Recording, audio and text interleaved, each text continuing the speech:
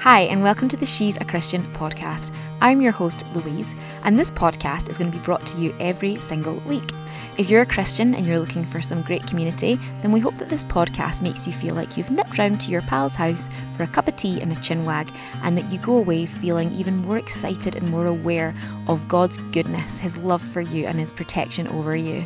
If you aren't a Christian, or you know some Christians but they're a bit weird, maybe you're not even sure that God exists, maybe you're seeking, then this is a great place for you too. Come along, tune in, and we hope that you go away feeling encouraged and uplifted, hearing testimonies of goodness from people from all walks of life. Tune in, I don't really know what I'm doing, but does anyone? And let's do this together. So hi everyone, welcome on to season 1, episode 4 of the She's a Christian podcast. And today I'm joined with my friend Ashley Kesson. So Ashley lives up in Dunkeld. She's married to Russell. They have 2 really cute kiddies. She's actually South African in terms of where she was born, but she'll get into that in a moment. Ashley her professional background is that she's a history teacher, but she's now transitioned into being a high school guidance teacher. That's what she does right now. She is also super into health and wellness and just being our best self and nourishing our body and sharing simple, easy ways of doing that with people that plug into her business called Mountain Bell Wellness. Through Mountain Bell Wellness, she runs various fitness classes, and she also coaches a cheerleading squad called Perth Phoenix Allstars. So she's a super fit and healthy, busy mum, and she has added another bow to her string. Over the last couple of years or so, she's become an independent consultant with Arbonne International, who are a B Corp, again in the health and wellness space. So all of these things that Ashley does kind of converge into the life that she lives today. And she's just a passionate, lovely, happy girl. She's a Christian, obviously. That's why she's on this episode. And I'm just so excited for you to hear her story today. So I'll hand you over to Ashley to say hello. Hello, everybody. Hello. Thank you so much for having me. So exciting. It's lovely to have you on. And just to kick off the episode, the same way that we kick off every episode, is can you tell people a wee bit about how you became a Christian, when you became a Christian, and what that looked like for you? Absolutely. So, like you said, born in South Africa, raised in a Christian family. My parents were elders at a church. We went to church every Sunday. It's something I've always known. Little bit of background to me. I am actually adopted. So that's actually played a huge part in my faith as a child, because I was always told, and sort of like, it was said that God always wanted me to be Martin and Annette's daughter. I just had to get that way, a different sort of way. And that actually played a big part on being a guidance teacher, and me thinking that I felt that really prepared me for supporting some young people that I support today with my story. And that was God's intention for the plan. But it's always kind of been knowing, God wanted me to be who I was and where I was, and it was just done that sort of way. My adoption was a positive one. My parents were just very young. My biological father was a runner for South Africa, off to university. My biological mother was part of a Christian family and was really young. She's only 16, and having a baby just wasn't the right thing for them, and they felt the best thing for me would be to be raised by another family. And it's been a really positive. I'm involved with my biological family. I see them regularly. We talk lots. They're an extension of my adoptive family, who are my family. My adoptive parents are my parents. They raised me in who I am. So I always have felt that God has always been part of that, and that was always just part of my story. But so being raised in a Christian home, always knowing and talking about Jesus, and going to church every Sunday. But I would say that I probably only became a real Christian when I was 17. Before that, what you said in your first episode really resonated with me, the do good, get good type situation. I always thought, I go to church on a Sunday, I don't swear, I don't do bad things, and there is a God that I can talk to if I'm in trouble. And that was kind of what I guess I had, just be a good person, and if you're bad, then God will shoot a bolt of lightning down and hit you because you've been bad, and that's not like what we do. But there was not a real relationship. Like, I would literally pray when I was like down. I would never just talk to God or think that I was important enough for him to want me to talk to him. I just was like, well, he's there. I know he's there, and I know he's playing a part in my life. But, you know, I'll go to church on a Sunday and I'll pray when I need to. And I guess coming from, even though it was a Christian family, my parents were Church of Scotland, so like praying out loud wasn't something that we did as a family because we were quite conservative with our Christianity. So I guess I wasn't really used to that either. And I didn't have a lot of friends. I grew up in a really small place in Ayrshire. There wasn't many. In fact, I don't think I had anybody my age that were Christians. So that was quite hard too. But when I was 17, I was struggling with an eating disorder. Long story short, basically, I didn't get into university because of I was a grade short, and I felt at that point my entire world had fallen apart. Like, I was supposed to go to uni, I was supposed to be a teacher. This is what I wanted to do. I couldn't believe that I hadn't managed it. I vividly remember that night just like literally sitting on my bed crying and doing what you're not, you know, I would never recommend. This is not what we do. This is not what I recommend. But I literally remember just praying to Jesus and being like, please help me. Like, I feel like my world's falling apart. I need to get into university. This is like what I just need your support with this. And I promise if you do, I will stop this. I will stop making myself sick. I will sort out my relationship with food. I'll get the help that everyone's asking me to get, but please, will you just help me with this? And literally, honestly, the next morning I've got a phone call from the university to say that they would accept my application. It was unbelievable. I couldn't believe that I was even hearing the words, and they were like, you are a grade short, but we've relooked at your person. I had obviously phoned before and been like, please, can they relook at the application, etc., and tried to go through clearing and all that sort of stuff. So there had been elements before that, but the next morning after that, I literally got a phone call to say, yeah, you've been accepted onto the course.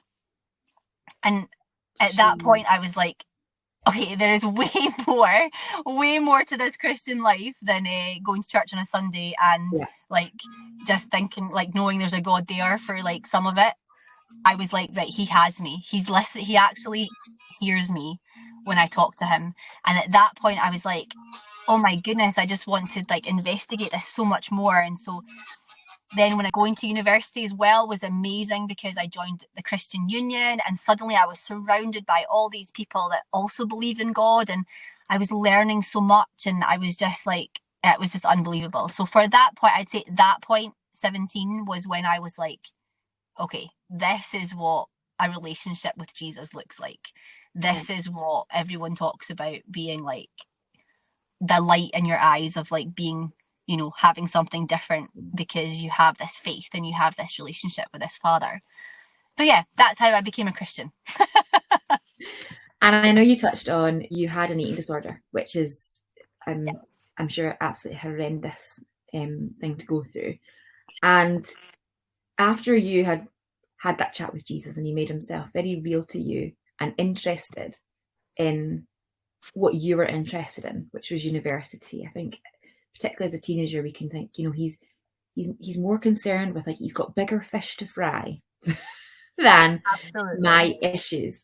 Yeah. But at that point, did you feel like you had a real helping hand overcoming your eating disorder? I mean, that's a horrible thing to take over your life. What happened? So yeah, my eating disorder started when I was about 12. It started with anorexia. I would starve myself, and then I kind of got a bit better, and then actually it developed into bulimia, and it was very up and down, and there would be points where I did get a little bit of support, but then I would be very much like, I don't need support, there's nothing wrong, so very much in denial. But I got very sick at one point, like, you know, I was extremely thin and not functioning very well. I missed quite a bit of school, which is hence why I then didn't get the qualifications that I really needed to get into my university place and stuff. So, and it just had an effect on everything. Like, family meals were an issue. There would always be like a bit of an argument with like if we went out for dinner, because I would be pushing food around, or I would be constantly thinking, how do I hide the fact that I've not eaten like a full plate, and then that's when the bulimia started, because I was like, well, as a family we eat out quite a lot. It was like a weekly occurrence. So I then developed that into, well, I'll eat it, but then I'll need to make sure that I throw it up, because I can't have this in my body because it's going to make me fat. And there's so much more to an eating disorder than just like, my mum really struggled with it, because I remember saying to her once, I was like, you don't understand. It's like, I look at a plate of food and I automatically see something that is negative and that I don't want to put in my body, because it's going to have this horrible negative effect on how I look on the outside, and just make me feel in a really low way. And my mum's response was to kind of make fun. She was like, oh, it's like the food's talking to you. And like, she kind of tried to humor it, but it literally was because she was lost as a parent. She was like, I don't know how to help this situation. I don't know like what to do. It was a really difficult time for my parents, I'd say. But there's just so much more. Like, people just assume, oh, just eat the food. What's wrong with you? Just eat it. Like, why are you making like this such a big deal? A lot of people think it's for attention and all these sort of things, and it's not. It's just, there's actually a lot of research to show that an eating disorder is actually a way to show that there's something else going on. And I actually think, as much as my adoption was really, really positive, and I had a lot of support, and it was a good relationship with everybody in my family, and very open, and a good relationship with my biological family, I think a lot of it stemmed from stuff that did happen when I was like little, still like thinking, well, my parents are not my biological parents and stuff. And I think a lot of that then came out of in a way that I used food as that focus. And it just got out of hand, over exercising, not eating, and then completely just running my body into the ground, which is why now more than ever I'm so passionate about wellness and nutrition and supporting, and as my job as a guidance teacher, doing everything I can to make sure that no one else like suffers through that. It was awful. Like, I remember going back, I just remember like the dread of being around food, and how that was going to, what that was going to manifest into, and how that was going to affect relationships and friendships and nights out and different things, and also just like craving, actually like wanting food, but telling myself I wasn't allowed it, I couldn't have it, and exercising to the point where I actually hated exercise. Like, I wanted to do it every day because I felt I needed to, but I actually dreaded that too. So when I got to around about 24, so when I was 17, obviously I said to Jesus, like, help me, like, I need your support. I did at that point stop myself being sick. I've never made myself sick since that day. Never once have I thought about, well, no, I've thought about doing it, but I've never done it. But I still wasn't over it. It wasn't like oh, okay, cool, now, right, I'm fine with food now, cool, let's just, because it obviously it's an eating disorder, it's a mental health issue. I had a big journey, but I did at that point start to get better, because I started to accept that I had an issue and that I needed support. And I started learning lots more about nutrition, and getting that sort of, accepting that help that was there. And it would be around about sort of like 23, 24 that I actually think at that point it really clicked with me as to what nutrition really was and how your body needed to be taken care of. And now I'm so passionate about, having my greens and drinking my water and having nutrient-dense foods and loving exercise and knowing how good it is for you. And like, it's a complete switch. And I'm just so passionate about just trying to educate other people in that, because I know what it's like to think food is the enemy, and that like exercise is a punishment. And I just want so much, so passionately, and God helps me with that in so many ways, putting me in situations that have allowed me to even meet you and partner up with Arbonne through all that, and learn more about that, and have the tools to be able to support, and definitely through my job as a guidance teacher, Yeah. you know, allowing me to work with young people and hopefully like support them when they have these like similar issues as well. So, yeah. It's crazy for me to listen to this because from an outsider's point of view, as in someone that doesn't live in your head and didn't live in your head, Don't want I to would live have in my said, head. as someone that knows you and is your friend, you're the opposite end of the spectrum from the girl that you're telling me about, because you stand for health from the inside out. Yeah. Do you know, like, and if I was to ask you what is healthy, it would be irrespective of your dress size. Healthy is glowing. It will show up on your skin and your hair, and it will show up in your energy levels and how well you're sleeping. So Absolutely. it's so evident that you've turned that mindset you had on its head, and you've not only let go of it, obviously, but you've it's let go of you, should I say.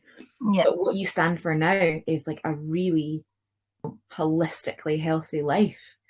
Yeah. And I think that's why you're successful in all you do. You're successful in your Arbonne business. You have so many clients that get products from you because you live out what you preach every single day. And you're never done stuff in your face, Ashley. Every time I see you, I love food. I actually genuinely love food. I'm not even saying that like as a, oh, look how like I turned my life around. And genuinely, I love food, and eating out is one of my favorite. Like if someone says, what do you want to do? I'm like, let's go out for lunch. Let's go out for dinner. Let's go out for breakfast. Like food it surrounds like my social activities. Food is your friend. Food is your my friend. Absolutely. No, absolutely, because I know how nourishing it is, and how I just, yeah, absolutely. Like you say, I'm so passionate about, like, I do feel like I have totally turned it completely like 180. And I just wish I knew the things that I know now, which is one of the reasons why I use my Instagram page to try and get that message out there. So yeah. Oh man, and it's scary to hear that story because you could have died. In fact, there's a very high chance you could have died. I was very, very unwell. And I think even if I hadn't, it sounds a bit like quite deep, I guess, but I think even if I hadn't physically died, I wouldn't be who I am now. Like, I think back to then, and there's points where I was a complete shell of a person. Because you don't have any energy, and you don't have, like, you're constantly just thinking about how you're going to avoid eating, but also how you're going to suppress that hunger. And it consumes you. It absolutely consumes you and takes over, and you don't thrive. Like, it's just impossible. It's impossible. And so now, if I hadn't actually died, I think my like soul would have. Your life would have been different. And I guess one of the first things that happens when you have an eating disorder is your period stops. So I didn't have one. I didn't get my first period until I was like 15, and even at that point, because I was like up and down at that point, it was just so all over the place. And then of course afterwards there was then concerns about like having a family, and there was complications there, do you know? So again, praise the Lord, like I have two amazing, healthy, wonderful little people, and then I see my little girl now, and I'm like, oh, the thought of her feeling the way about herself that I felt about myself at that stage. I'm just, everything I can do to like teach her about loving her body and loving food and all that. How amazing her body is. And it's crazy when you I think when you have a wee girl in particular, you think about all your insecurities you've had over the years, and then you look at them and you think, oh my goodness, like, number one, you have this feeling like you would kill anyone. That sounds so psycho. No. Like hurt them. The other day we're having our dinner and Tabitha lifts her belly up. We had spaghetti bolognese. She went, look at my tummy. Like it's sticking out so much.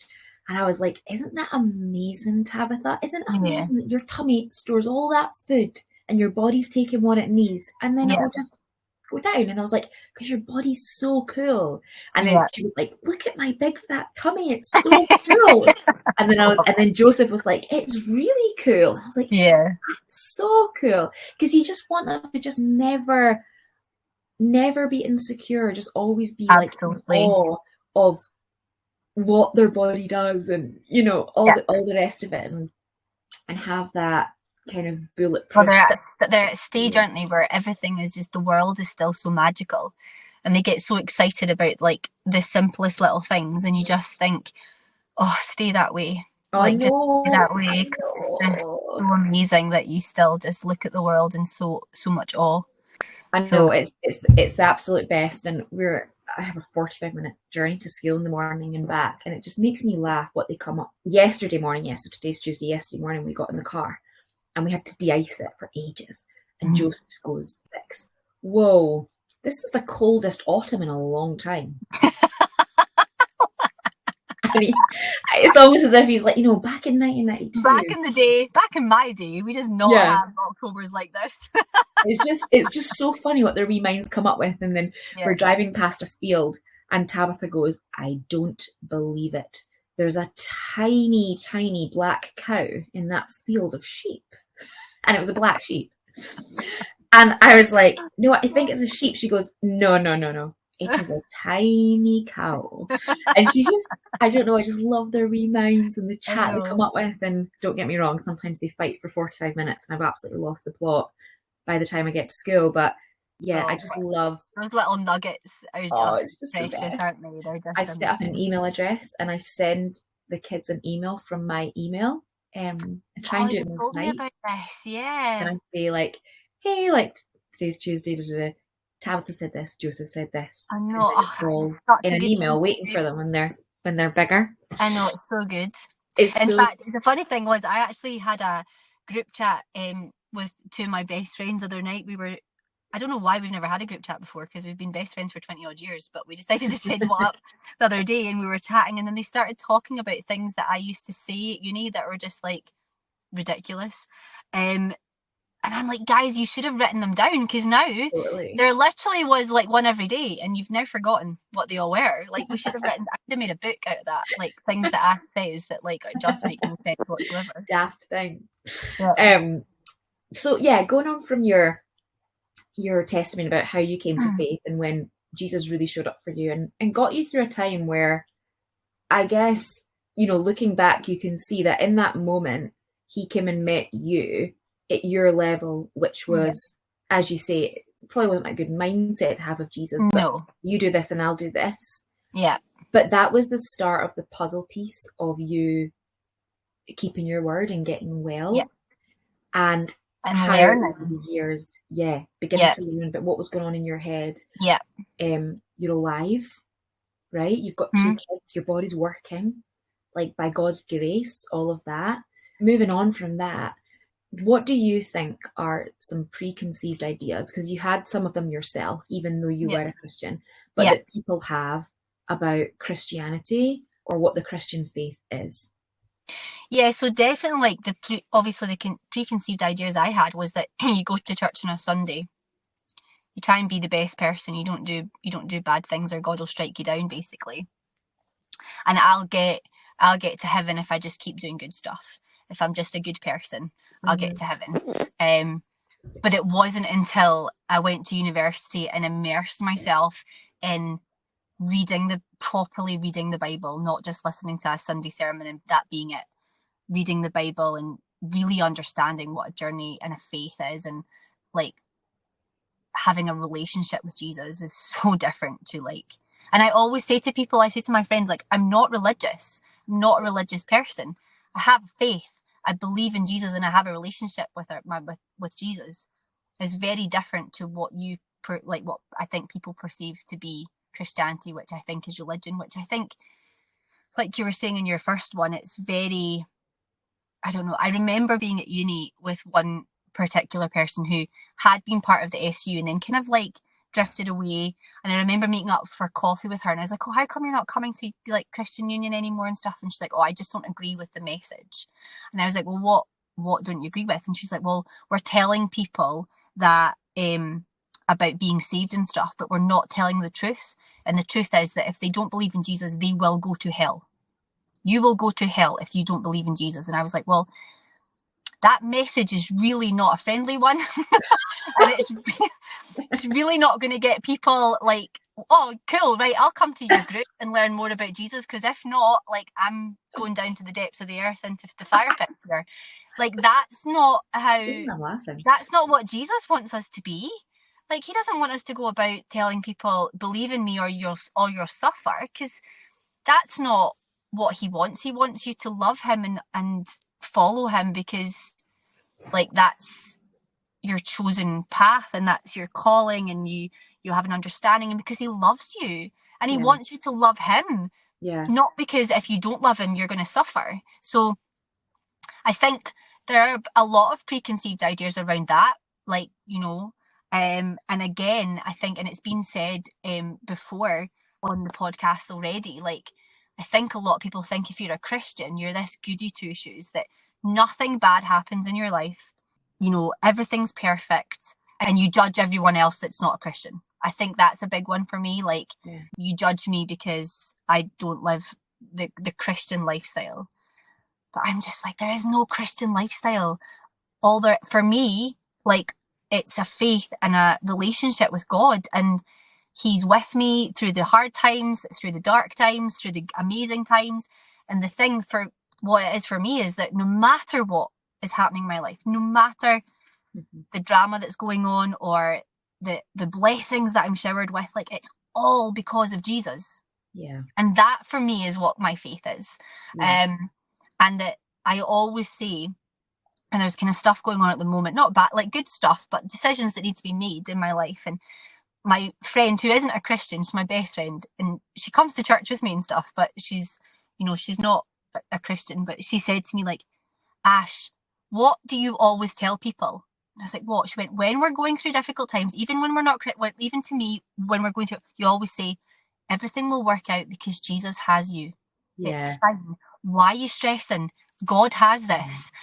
But at that point, I was like, oh my word, what if I make this decision and it goes wrong? And what if I choose this path? And like, I don't know what to do. And she's like, well, just stop, think and pray, because that's what you tell me to do. And I was like, yes, you're totally right. And that, and for me, that is what it is, though. That is what my Christian faith is. Like, whatever is happening, stop, think and pray. Jesus will support me, guide me, whatever happens, whatever is going to come my way. And he has, and he's done that through my whole life. Like I said to you at the start of this, I sometimes feel like when I'm telling people some of my story, it's very much like an episode of EastEnders. But I can see through the entire thing that God was there the entire time, every single step. And he had me. And when you've got that, when you have that, like, feeling, and you know it, and it's in your heart, and it's just different. It's just so different. Like, I really do think about people who don't have that, and I just feel like that must be so hard to go through life and be in a difficult situation and be like, I'm alone. Because as a Christian, I never feel alone. I always know that you're there, no matter what. But I don't think that answered your question, because your answer was preconceived ideas. But I think it was very much like people think that you don't go through bad times and everything's always perfect and you're a wee goody two shoes. You judge those that don't have faith, which is not the case at all. No. Or that it's a harder life. And actually what that SU girl was missing out was what you should be telling people is about a life when you understand, when you give your life to Jesus, it's a life of freedom. It's a life of peace and love and joy. And I think if you look around society today and culture and some of the, you know, the veins of thought, we've got this like big kind of postmodernism mindset and the secular mindset that would say, you know, there is no higher power. So if there's no higher power, if there's nothing bigger to lean into, then the answer comes from within. But when the answer comes from within, and you see it all the time about, like, you know, the answer lies within. Like, if it's meant to be, it's up to you. Like, if you want something, go and get it. You get to the end of yourself very, very quickly, and there's nothing more to cling on to. And I think that a secular life, to me, takes much more faith than a Christian life. And I think that, like you're saying, I think possibly more people don't realize that a life following Jesus and accepting Jesus and choosing to, be born again, like literally be born again, is a life that is not a burden. Absolutely. And as you say, when it comes to your next move, your next decision you're going to make, like all of that stuff, like, yeah, you can sit there and be crippled by what move am I going to make? Am I going to left or right? And, it's all on me and the burden's on you. Or, as your friend mentioned, you can choose to step away from that and really focus on like Jesus' supply. It's not on you. Yeah. And the stress can be removed from the situation because it's not on you. And that is exactly what happens. I feel like the second I do just pray and bring it to God, and I'm like, right, and this is where I'm at. Similar to where I was when I was 17, but very much not like bargaining with him. But like, this is where I'm at. Like, can you just come meet me here and help me a little bit to figure out, where are you guiding me? Yeah. That kind of thing.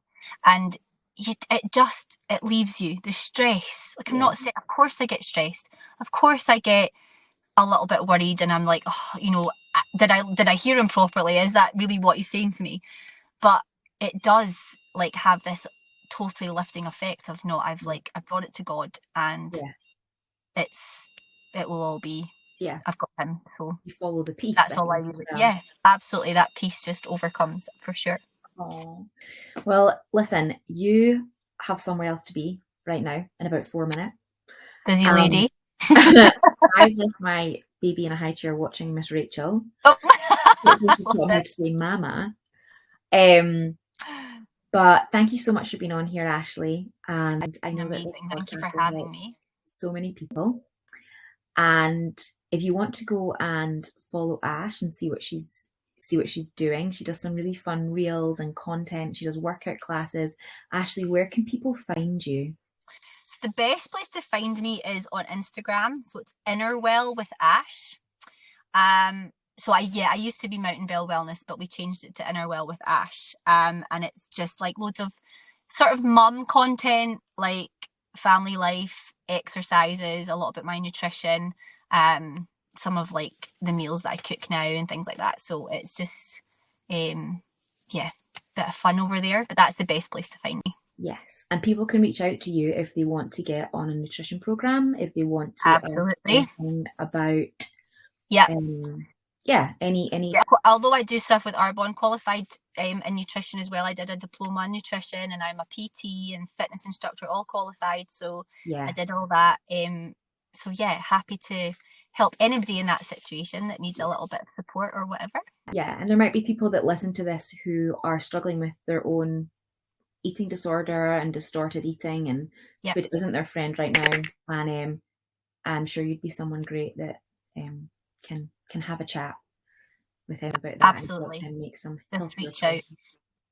Oh, well, thank you so much, Ashley. Hope you've got an amazing rest of your afternoon, and I will see you very soon. Yeah. Hi, I hope you enjoyed that podcast. So if you haven't already, please subscribe and leave a review, or even email me with anything you think I could do to make this podcast better. I'm totally open to hearing feedback and ideas. Every single week, I am emailing out a bit of an encouraging newsletter. These are going to change every week. Sometimes it's going to be thoughts that God has put in my heart. Sometimes it's going to just be maybe a series of funny stories or life hacks or things that I find helpful. Either way, it's a great way for us to connect, and I would love to have you on the subscribers list, so make sure to do that. Have a lovely week, praying for God's protection over you as you just go about your business, and I'll see you again. Bye.